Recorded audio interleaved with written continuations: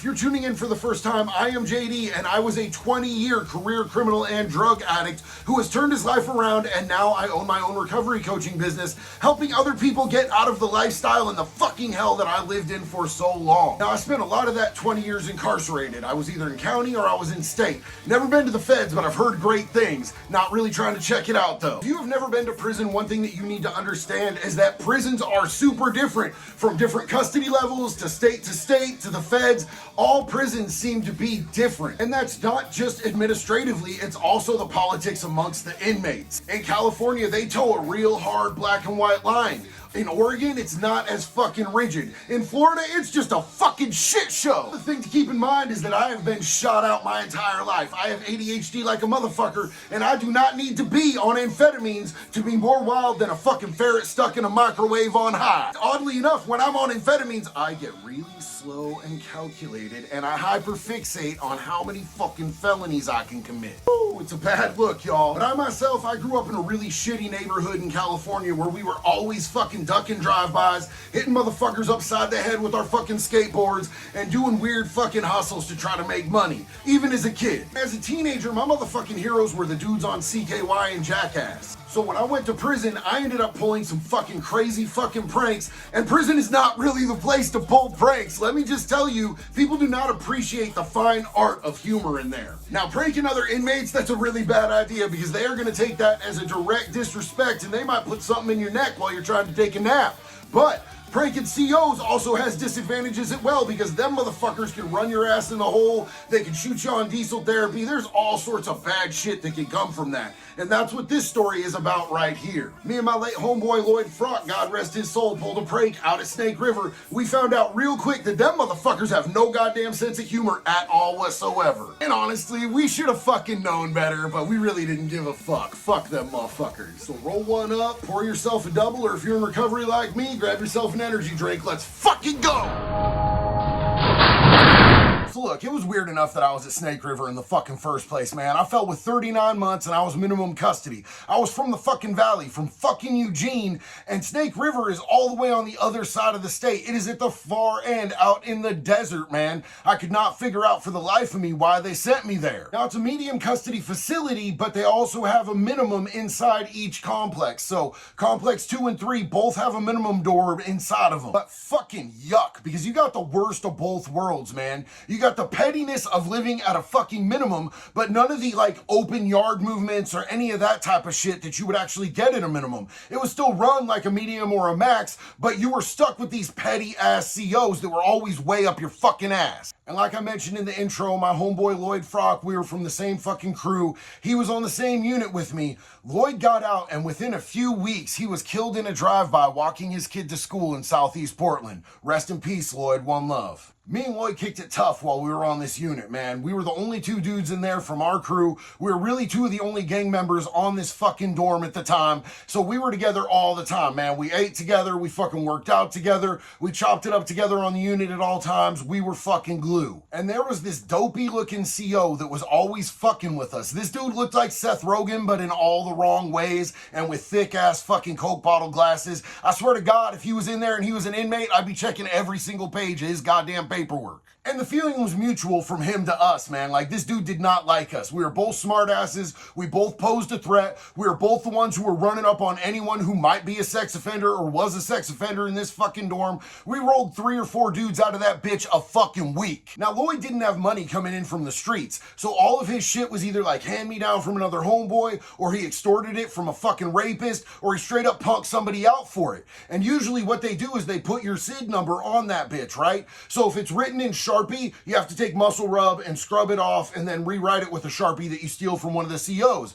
If they actually engraved it like a CD player or radio, some shit like that, you had to get a piece of sandpaper, sand that bitch off, and then use a tattoo gun or a fucking pin and put your SID number on that shit. But this dude went the extra fucking mile with Lloyd because he didn't like us, and he took every single thing that dude owned and checked the SID number against Lloyd's receipts. He saw that Lloyd didn't have receipts for actually any of the this expensive shit, even though he had a full box. So he ended up taking every fucking thing that Lloyd had. And he wrote him a DR, which ended up getting him LOP for 2 weeks. LOP is loss of privilege. That's where you're stuck on your fucking bunk. You can only get down to go to the bathroom or go to chow, take a shower once a day. Other than that, it's basically like being grounded. It's like what I'm on right now. It's like fucking house arrest, but you're stuck on a fucking bunk bed surrounded by dudes farting and snoring 24/7.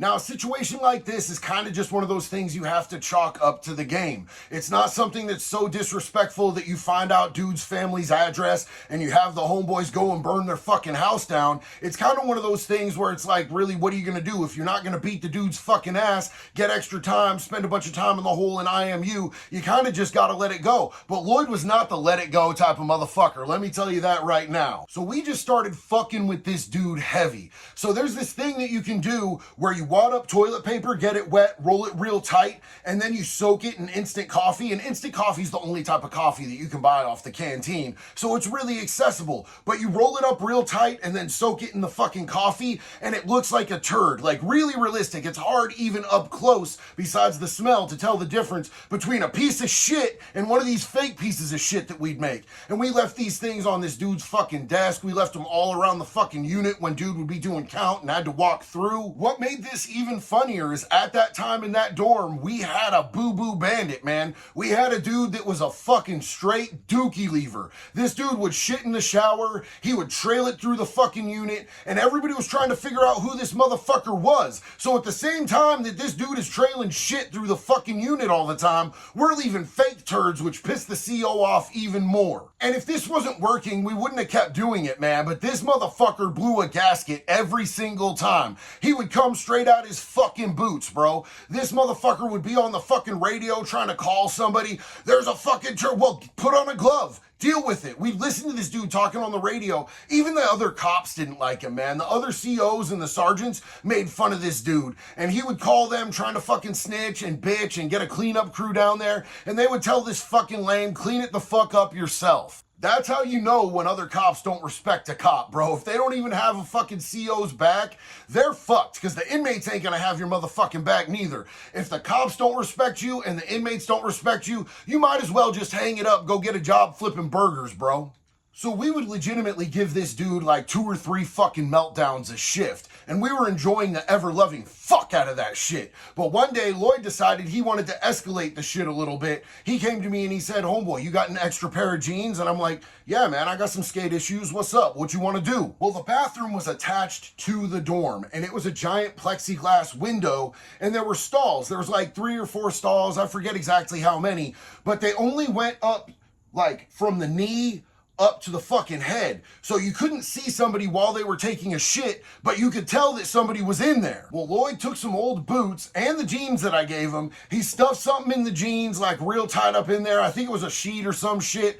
And he made a dummy from the waist up. He made a motherfucking dummy and he put it in one of the fucking bathroom stalls right before count time at night. Now, let me explain count time real quick for anybody who hasn't done time. They have to have a rigorous count of any and all inmates multiple times throughout the day. So they'll call count time and you got to go stand by your bunk and wait to be counted. You're supposed to be quiet. You're supposed to be stationary. You're supposed to be standing so that they can get an accurate count of how many inmates are in the facility and push that against how many inmates are supposed to be in the facility. But this CO in particular, I swear to God, this bitch could not count beyond his fingers and toes, bro.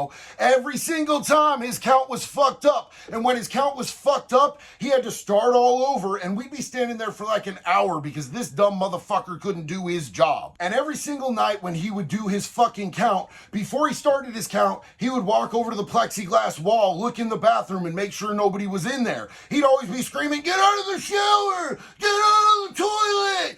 It's time for count!" Right? But this night, in particular, he sees this fucking set of boots and this set of fucking jeans, and he keeps losing his shit. He just keeps on yelling, "Inmate! Inmate! Get out of the bathroom!" over and over and over again. And finally, he yells, "I'm gonna come in there!" But he never goes in there. Instead, he gets on the radio and he's like, "I need backup immediately," right?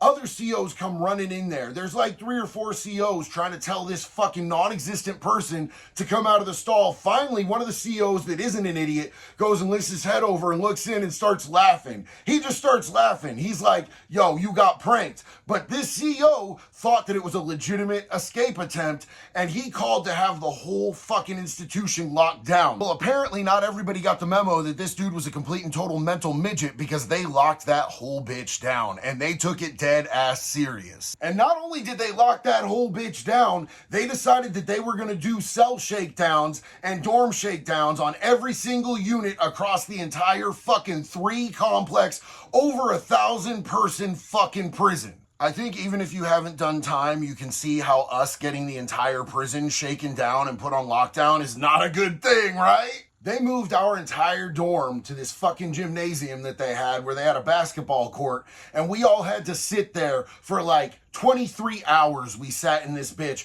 while they tossed our unit and they tossed all these other units. They just dragged our fucking asses, making us fucking lay on the fucking floor and shit. It was fucking miserable as fuck, and everybody was pretty unhappy with us. But that wasn't even the worst of it. The worst of it was when we finally got off lockdown about 2-3 days later. We went out to the yard, and the heads of other gangs came up to us, because word travels, word gets around fast in that bitch. They knew that it was us, and they came to us with fucking invoices for all the shit that their homeboys had to flush, or shit that got fucking confiscated, and it was an astronomical fucking number. Now, luckily, both of us were fairly respected members of our fucking community in there.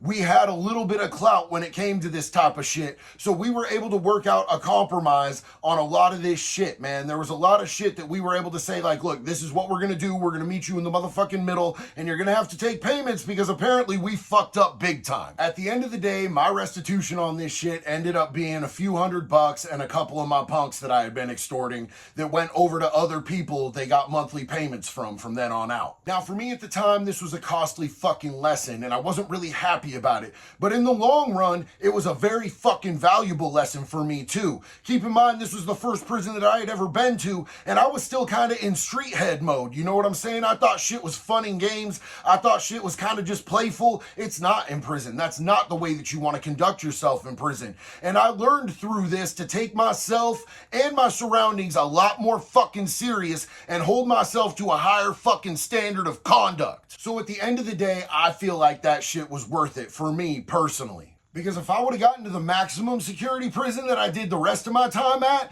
and I had acted like that, I would have been in much more risk of getting my ass in a fucking wreck over some dumbass shit. So at the end of the day, I'm fucking happy that that shit happened. Look, I want to dedicate this video to Lloyd and his remembrance and his family and his kid, man. Me and Lloyd didn't always get along. Later on, we ended up fist fighting, and that dude, who was substantially smaller than me, rocked me in my shit harder than anybody's ever hit me in my goddamn life, bro. We had the stand-up ones, and both of us walked away marked up, but I will give it to that dude, man. He definitely had the upper hand on me, man. My whole face was swollen up. There was blood seeping out of the pores. I almost fucking lost consciousness from when this dude fucking hit me in my shit, bro. Dude was straight up gangster, and both of us got pulled into the fucking lieutenant's office, and neither of us said shit, man. The whole time we held our fucking mud, even though both of our faces were fucked up. They knew exactly what the fuck happened, but we both said that we got in accidents on the basketball court, which is a very common excuse, and it works really well. Also, another one, I fell off my bunk, officer. I slipped in the shower, officer. Those ones are all common fucking excuses when you get in a fight, and they probably know that you didn't fucking actually do that dumbass shit, but they can't prove it if they can't prove it. As long as your knuckles ain't fucked up, you straight. I suggest you buy yourself some fucking gloves while you're in there. They sell them on Canteen. Anyway, if you like this video, drop something in the comments. If you have video suggestions, drop that shit in the comments. I appreciate each and every one of you for being here, man. This is a community that I'm trying to build. I'm trying to tell stories that'll entertain. I'm trying to tell stories that'll teach, and I'm trying to uplift and educate every single one of you guys, man, as you guys educate and uplift me. I appreciate you all. One love. Be good or be good at it.